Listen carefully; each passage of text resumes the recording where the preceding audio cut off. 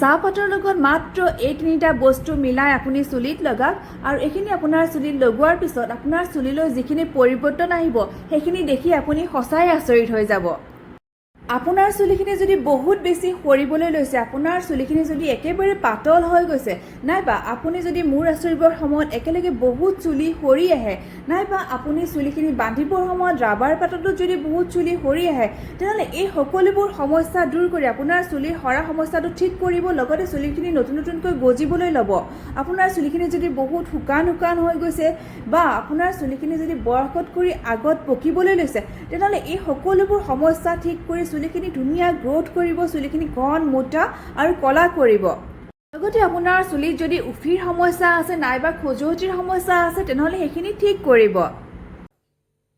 Hello' friends, কি খবৰ? আশা কৰিছোঁ আপোনালোক সকলো ভালে আছে। মই ভালে আছোঁ।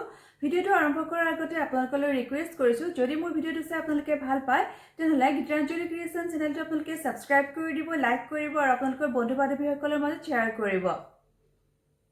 আৰু লগতে কাষত থকা বেল আইকনটো ক্লিক কৰি দিব, যাতে মই যিবোৰ ভিডিঅ' বনাওঁ সেইবোৰ আপোনালোকে আগতীয়াকৈ চাবলৈ পায়। মই এই চেনেলটো স্কিন কেয়াৰ, হেয়াৰ কেয়াৰ আদিৰ বিষয়ে নানা ধৰণৰ বিউটি টিপছ দি থাকোঁ। যদি আপোনালোকে এনেকুৱা ধৰণৰ ভিডিঅ'বোৰ চাব বিচাৰে তেনেহ'লে এই চেনেলটো ছাবস্ক্ৰাইব কৰি দিব। আহক যেনে বেছি দেৰি নকৰি ভিডিঅ'টো আৰম্ভ কৰিবলৈ লৈছোঁ। এইখিনি বনাবৰ কাৰণে প্ৰথমতে মই এটা চচপেনত 1 চামুচ চাহপাত লৈছোঁ। চাহপাতে আমাৰ চুলিখিনি চিল্কি কৰে, ছফ্ট কৰিব। যদি আপোনাৰ চুলিখিনি বহুত তেলতেলীয়া ভাৱ হৈ গৈছে তেনেহ'লে সেইখিনি ঠিক কৰাত চাহপাতে সহায় কৰিব। চুলি সৰা বন্ধ কৰিব, লগতে নতুন চুলি গজাত সহায় কৰিব। এতিয়া মই এটা তেজপাত ল'ম আৰু তেজপাতটো মই সৰু টুকুৰা কৰি ইয়াতে মিলাই দিম। তেজপাতে আমাৰ চুলিৰ গুৰিবোৰ মজবুত কৰে, চুলি সৰা বন্ধ কৰে, লগতে নতুন চুলি গজাত সহায় কৰে। এতিয়া ইয়াতে মই ডাঙৰ কাপেৰে 1 কাপ পানী মিলাইছোঁ। প্ৰায় 1 গ্লাছ জোখৰ পানী মই ইয়াতে দি লৈছোঁ আৰু এতিয়া এইখিনি মই ভাল কৰি উতলাই ল'ম। অলপ কম হিটত গোটেইখিনি বস্তু ভাল কৰি উতলাই ল'ব, যাতে যিবোৰ বস্তু আমি মিলাইছোঁ গোটেইখিনি বস্তুৰ গুণবোৰ পানীত ভাল কৰি মিলি যায়। যদি বেছি আপুনি হিট দি দিয়ে তেনেহ'লে একেবাৰতে পানীখিনি শুকাই যাব।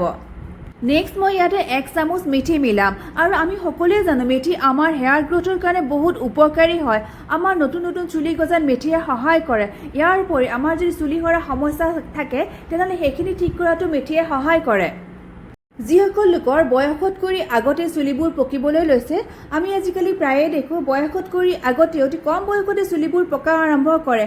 তেওঁলোকে যদি এই ৰেমেডিটো ব্যৱহাৰ কৰে তেনেহ'লে তেওঁলোকৰ চুলি পকা সমস্যাটো সম্পূৰ্ণৰূপে দূৰ হ'ব। আৰু যিসকল লোকৰ চুলিখিনি পকি গৈছে তেওঁলোকে যদি এইখিনি ব্যৱহাৰ কৰে নিয়মীয়াকৈ, তেনেহ'লে তেওঁলোকৰ আৰু নতুনকৈ চুলি পকা সমস্যাবোৰ লাহে কমি যাব। এতিয়া এই পানীখিনিত মই এটা সৰু সাইজৰ পিঁয়াজ মিলাই ল'ম আৰু পিঁয়াজটো আপোনালোকে ৰঙা পিঁয়াজ ল'ব। ৰঙা পিঁয়াজে বেছি ভাল কাম দিয়ে। পিঁয়াজৰ ৰসে আমাৰ চুলি সৰা বন্ধ কৰিব, নতুন চুলি গজাত সহায় কৰিব, চুলিখিনি ঘন দীঘল আৰু কলা কৰিব, চুলিৰ গ্ৰোথটো ভাল কৰিব।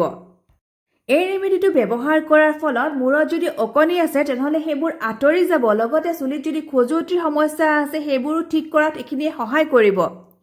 কাটি থোৱা পিঁয়াজখিনি মই ইয়াতে মিলাই দিলোঁ, কিন্তু সেইখিনি ভিডিঅ' কৰাৰ টাইমত ভিডিঅ' কৰা নহ'ল, গতিকে মই ইয়াতে আৰু অলপ পিঁয়াজ এইদৰে কাটি মিক্স কৰি আপোনালোকক দেখাই দিছোঁ। এতিয়া গোটেইকেইবিধ বস্তু মই অলপ সময় ভাল কৰি উতলাই ল'ম আৰু ইয়াতে মই যিমানখিনি পানী দিছিলোঁ এতিয়া প্ৰায় তাৰ আধাখিনি পানীহে ৰখি গৈছে।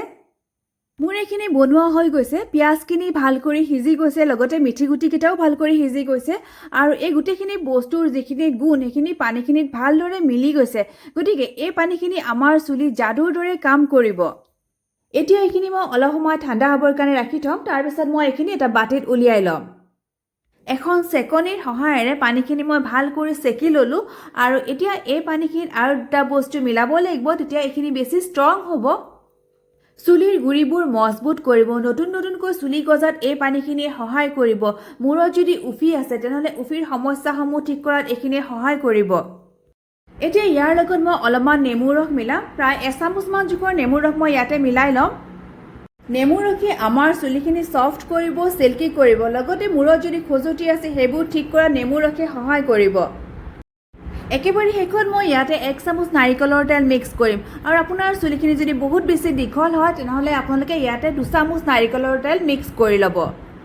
তেলখিনি এতিয়া মই ভালদৰে মিলাই লওঁ আৰু ৰেডি হৈ গৈছে আমাৰ এটা পাৱাৰফুল হেয়াৰ ৰেমেডি।